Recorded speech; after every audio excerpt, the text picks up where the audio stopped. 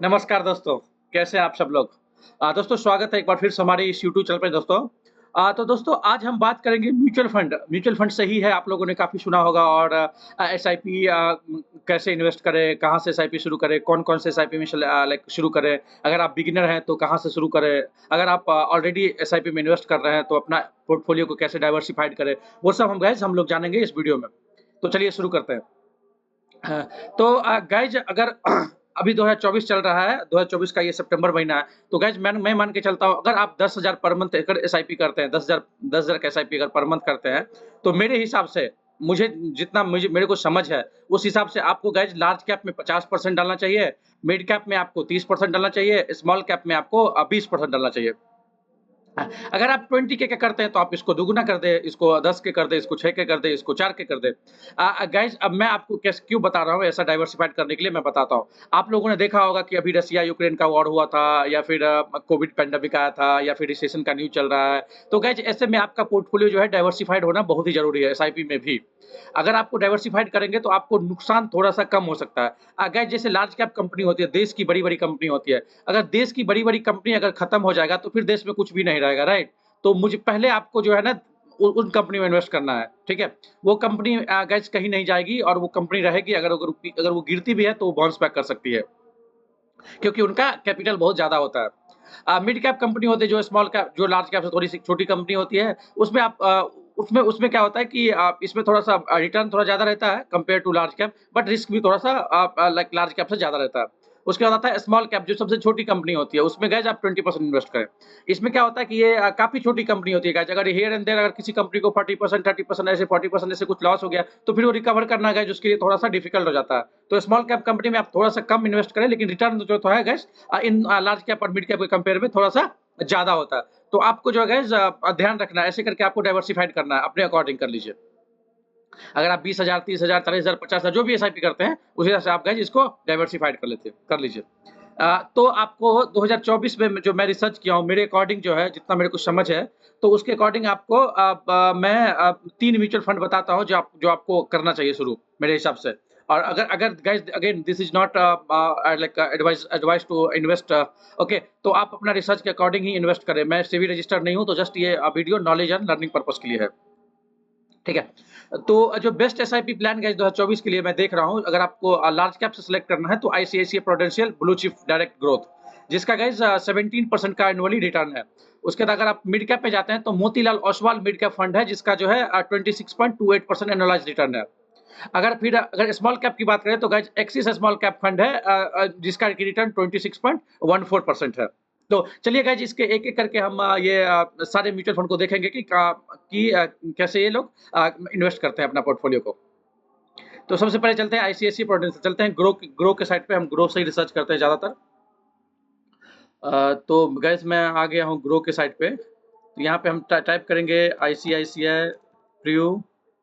ICICI prudential blue chip fund, ठीक है। अगर गाइस इसका ऑल टाइम रिटर्न देखेंगे तो 17.515% का एनुअलाइज्ड रिटर्न है, जो कि काफ़ी बेहतरीन रिटर्न है।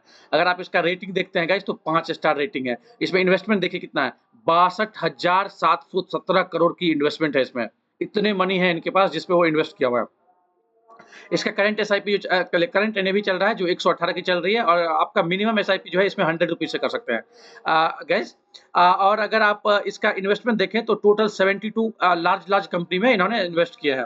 तो लार्ज कंपनी में सबसे पहला यहाँ पे आ रहा है आईसीआईसीआई बैंक में 8.9%, रिलायंस में 7%, लार्सन एंड टुब्रो में 6%, एचडीएफसी में, Maruti Suzuki, axis bank, Infosys. अगर आपको ऐसे करके देखना है फार्मास्यूटिकल, अल्ट्राटेक सीमेंट, तो ऐसे करके आप सारा जो है देख सकते हैं। NTPC, ITC, ICICI Prudential Life, Bharat Petroleum, Indo Globe Aviation, Coal India, HCL Technology, Tech Mahindra, ये सब कंपनी में, टाटा मोटर, लुपिन, ये सब कंपनी में गाइस इन्होंने इन्वेस्ट कर रखा है। तो मुझे लग रहा है कि ये एक अच्छा लाइक ब्लू चिप फंड है, ठीक है।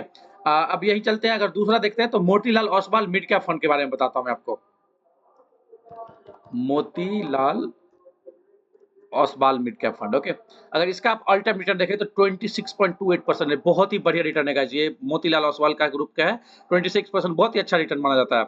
अगर इसका एनएवी देखें तो 116 है, और उसके बाद अगर इसका रेटिंग देखें तो इसका भी 5 स्टार है। इसमें फंड साइज जो है गाइस 14,445 करोड़ का इन्वेस्टमेंट है इसमें। अगर आप इसका इन्वेस्टमेंट लाइक होल्डिंग देखें तो इसमें ये मात्र 24 कंपनी में इन्वेस्ट करती है, जिसमें आता है मिड कैप में Jio Financial, Vodafone, Zomato, Tube, Kalyan Jewellers, Persistent, Prestige, Polycab, Balkis Industry, Coforge, Max Healthcare, Aurobindo Pharma, KPIT, Rail Vikas Nigam Limited, SGVN, ऐसे करके आप गज सारा देख सकते हैं। मुझे लग रहा है कि इनका जो अगर आप होल्डिंग देखेंगे तो 94% इक्विटी में है और 5.1% का कैश रहता है। और इनका सेक्टर वाइज अगर एलोकेशन देखें तो टेक्नोलॉजी में 14%, ऑटोमोबाइल में 12%, फाइनेंशियल में 12%, कंज्यूमर एंड डिस्ट्रीब्यूशन में 11%, कम्युनिकेशन में 11%, सर्विस में 9%, कंस्ट्रक्शन में 8%, कैपिटल गुड्स में 7%, अदर्स हेल्थ केयर में 6%। तो मुझे लग रहा है गाइज आप इनको भी रख सकते हैं। ये मिड कैप के लिए ये काफी बढ़िया फंड मेरे को लगता है। फिर चलते हैं स्मॉल कैप में। स्मॉल कैप का फंड हमारा था axis small cap fund, axis small cap fund, ठीक है। अगर एक्सिस स्मॉल कैप फंड का देखेंगे तो इसका भी 26% का एनुअल रिटर्न है, जो कि बहुत ही बढ़िया रिटर्न है। अगर इसका एनएवी देखें तो 122 का चल रहा है। रेटिंग अगर देखें तो इसका 4 स्टार है। इसमें अगर आप देखें तो मिनिमम एसआईपी 100 से कर सकते हैं। इसका फंड साइज जो है 23,399 करोड़ का है।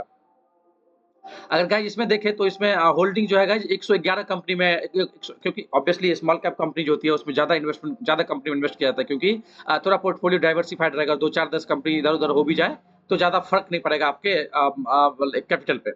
तो गैस ऐसे अगर इसका होल्डिंग देखें तो Brigade Enterprises, Blue Star, Cholamandalam, Narayana Hrudayalaya, उसके बाद बिरला सॉफ्ट, उसके बाद JB Chemical, CCL, Krishna Institute, Can Fin Homes, Galaxy, JK, ऐसे करके गैस आप सारा देख सकते हैं। Fine Organics, Persistent, HDFC Bank Limited fund में।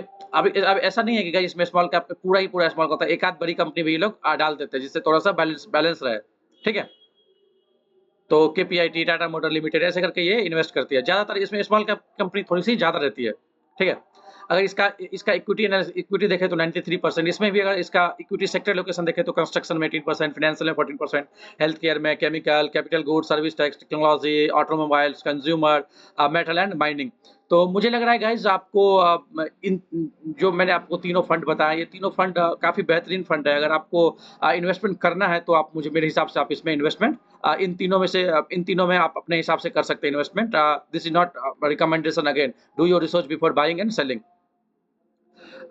तो अगर आप जैसा कि मैंने आपको बताया भी कि अगर आपको इन्वेस्टमेंट स्टार्ट करना है 10 के से, तो आप ऐसे करके लार्ज कैप, मिड कैप और स्मॉल कैप में डिस्ट्रीब्यूट कर सकते हैं। चलिए मैं आपको कैलकुलेशन से समझाता हूँ। अगर आप यहाँ पे देखते हैं पहले आपको एक चीज दिखाता हूँ। अगर यहाँ पे देखें 17%, 26%, 26%, अगर इसका एवरेज देखें तो ऑब्वियसली 20% के आसपास होता है। मैं मान के चलता हूँ 20% रिटर्न नहीं भी देता है। मैं 18% के हिसाब से आपको 18% अगर आपको एनुअलाइज रिटर्न मिलता है तो उसका मैं वो दिखाता हूँ कि आपका कैसे अच्छा रिटर्न होता है। 15 से 18% में दिखाता हूँ। देखिए अगर आप एसआईपी मान के चलिए, आप 10,000 रुपए से करते हैं एसआईपी, हाँ, और अब एक्सपेक्टेड रिटर्न आपका जो है ना 15%, 18% छोड़िए, 15%, ऑन एन एवरेज 15%, 15% हो गया। अगर आपका टाइम पीरियड 10 साल, थोड़ा सा बढ़ाना पड़ेगा। देखिए अगर आप 20 साल 10,000 रुपए एसआईपी अगर करते हैं पर मंथ, 20 साल तक, तो आपका इन्वेस्टमेंट होगा 24 लाख और आपका एस्टिमेशन रिटर्न होगा 1,27,00,000। देन टोटल रिटर्न आपका होगा 1.5 करोड़। सो आपको 1.5 करोड़ रुपए आप बना सकते हैं 10,000 रुपए के एसआईपी से 20 साल में। अगर आपको थोड़ा सा और टाइम देंगे, देखिए आप थोड़ा सा और अगर दे देंगे 5 साल, देखिए 3 करोड़ हो जाएंगे। अगर आप 30 ईयर दे देंगे तो 7 करोड़ हो जाएंगे। अगर आप मान के चलिए आपका इन्वेस्टमेंट 15% रिटर्न नहीं दे रहा, वर्स्ट केस मान के सिनेरियो बताता हूँ, वर्स्ट केस 10-12% देगा। अगर आप 12% रिटर्न से चलते हैं, दिख ही देता हूँ, 12% का रिटर्न देते हैं तब भी आपको 3.5 करोड़ बनता है 30 साल में। तो इतना टाइम पीरियड छोड़िए, आप 20 साल में देखते हैं।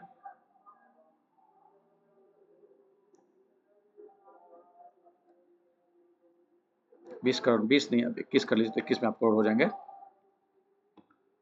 या अगर आप 10,000 का एसआईपी वर्स्ट केस इन्वेस्टमेंट अगर भी हो अगर आपका होता है तो आपका 21 साल में 1 करोड़ 13 लाख बन जाएँगे गाइस। गाइस बहुत ये हाई टाइम है इंडिया में इन्वेस्ट करने का। आप इन्वेस्टमेंट स्टार्ट करिए। अभी भी इंडिया में 3 से 4% लोग ही जो है आप इन्वेस्ट करते हैं म्यूचुअल फंड, एसआईपी और स्टॉक्स में। गाइस ये नंबर अगर आप सोचिए 20 से 25% या 30% हो जाएगा अगले 10-15 साल में, तो कहाँ तक जा सकते हैं गाइस। आप लोगों में जागरूकता बढ़ रही है, तो आप गाइस अपने हिसाब से इन्वेस्टमेंट आप स्टार्ट कर सकते हैं। नमस्कार, अगर आपको ये वीडियो अच्छी लगे तो लाइक एंड सब्सक्राइब करें, अपने फ्रेंड्स को शेयर करें। Thank you.